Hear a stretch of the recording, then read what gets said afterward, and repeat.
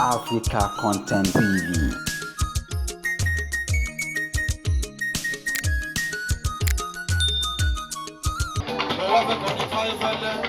Ó ti sọ bẹ́ẹ̀ fọ́tà rẹ̀ náà ẹ̀jẹ̀ nǹkan ní fáyéfẹ́lẹ́ ayéfẹ́lẹ́ láyìíká ọjà mẹ́ta nọ́mbà wá.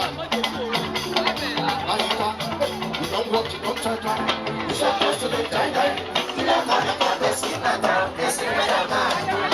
Ẹ̀yà lásán fi ọdún sọ́fà fún sọ́fà sọ́dún òní ìbàjẹ́ ẹni sí lọ́dọọdọ ẹni sí lọ́dọọdọ bùdá àwọn ọ̀tá rẹ̀ bàbúdá àwọn ọ̀tá rẹ̀ ìyá bàbúdá àwọn ọ̀tá rẹ̀ bùdá àwọn ọ̀tá rẹ̀. Nítorí wípé ènìyàn ṣe bí ọlọ́run ọba wọ́n ní kò ní bá sí ìlú àgbà wẹ́rẹ́wẹ́rẹ́wẹ́rẹ́ àbábá yóò ṣe wọ́n ní kí yóò sí àwọn wọ́n ní kò ní ṣẹ̀ṣẹ̀ rò àgbà wẹ́rẹ́wẹ́rẹ́wẹ́rẹ́ bàbá ṣe lòdì wọ́n ní kò sáyé lòdì ọ̀rọ̀ yìí fún mi lòdì gbogbo fẹ́lẹ́ rẹ̀ ìyá ni orúkọ rẹ̀ wọ́n ní kò sáyé lòdì ọ̀rọ̀ yìí fún mi lòdì gbogbo fẹ́lẹ́ rẹ̀ ìyá ni orúkọ rẹ̀ wọ́n ní kò sáyé lòdì ọ̀rọ̀ yìí fún mi lòdì gbogbo fẹ́lẹ́ rẹ̀ ìyá ni orúkọ rẹ̀ wọ́n ní kò sáyé lòdì ọ̀rọ̀ yìí fún mi lòdì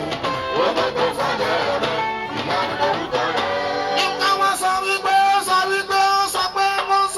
Láyínká ọmọ wọn nípò tí Èkìtì ó ní bàbá nígbà tí mo rí.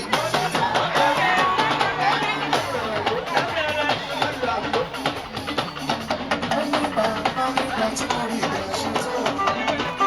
Bàbá nígbà tí mo rí ìgbà ṣe tó. Bàbá nígbà tí mo rí ìgbà ṣe tó. Bàbá nígbà tí mo rí ìgbà ṣe tó. Bàbá nígbà tí mo rí bó ṣe tó, wọ́n wá sọ pé ọmọ ẹlòyè. Ọdún Láyínká tó gbójúlé, ẹni rere ní í ṣe. Ṣé àgbàjọba tó gbójúlé, ẹni rere ní í ṣe. Nǹkan dára nílé, ó dára níta, ó dára nílé, nǹkan dára níta. Ó dùn múrelé àná láti lọ dúpẹ́.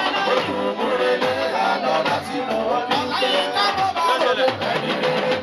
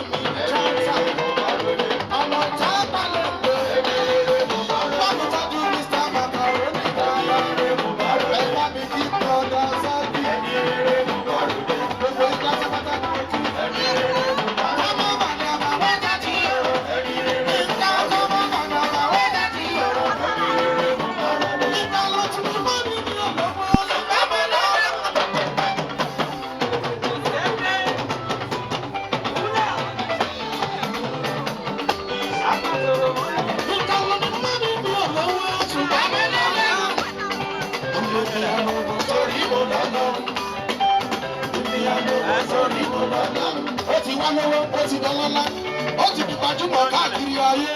Nígbà máa wí pé ògùn dúró mi ò ṣe é.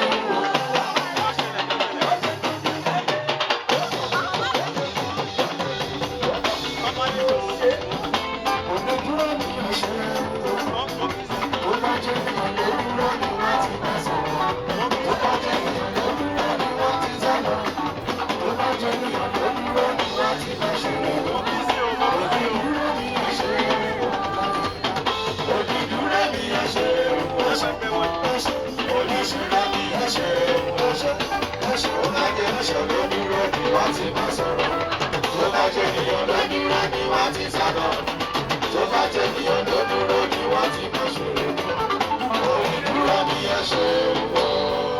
Kádùfàdúrà kan nílẹ̀ ẹni tó ń bẹ lẹ́gbẹ̀ẹ́ rẹ sọ fún mi pé Allahu ya Allah.